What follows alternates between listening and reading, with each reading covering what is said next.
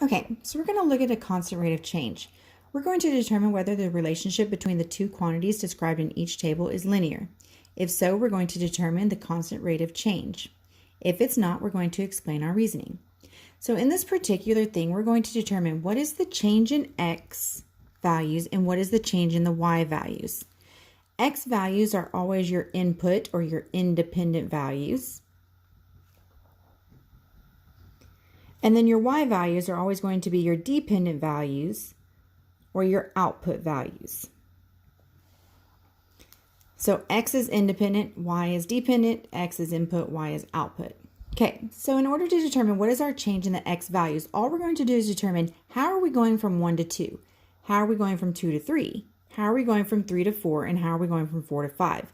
Is it a positive increase or is it a negative increase? So to go from 1 to 2, that is a positive increase of 1. To go from 2 to 3, that is another positive increase of 1. To go from 3 to 4 is another positive increase of 1. And to go from 4 to 5 is also a positive increase of 1. So this is a constant rate. It is constantly changing by 1 each time. As long as this number is the same on both sides, it's going to be a constant rate of change. Therefore, it will also be a linear relationship. All right, now we're going to look at the constant rate of change in our y values or our dependent values.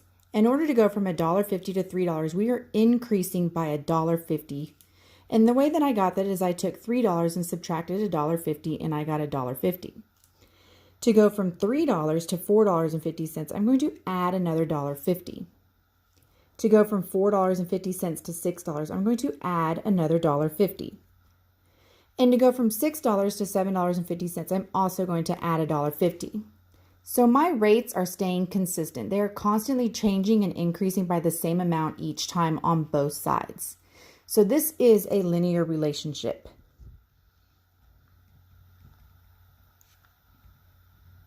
Because it is a linear relationship, we now need to determine what is the constant rate of change. What is constantly happening to our independent variables in order to get our dependent variables? What are we doing? So we are going to take the change in y and divide it by the change in x. So you can do any one of these and you can divide them out. So I'm going to do $1.50 divided by 1. $1.50 divided by 1 is $1.50. That means that if I make an equation to match this linear relationship, it is $1.50 times x is going to give us y. So I'm going to multiply $1.50 times the number of cards, and I'm going to get the total cost. So 1 times $1.50 is $1.50. 2 times $1.50 is $3. 4 times $1.50 is $6. 3 times $1.50 is $4.50. And 5 times $1.50 is going to give us that $7.50. So each time we are increasing by a constant rate of change of $1.50.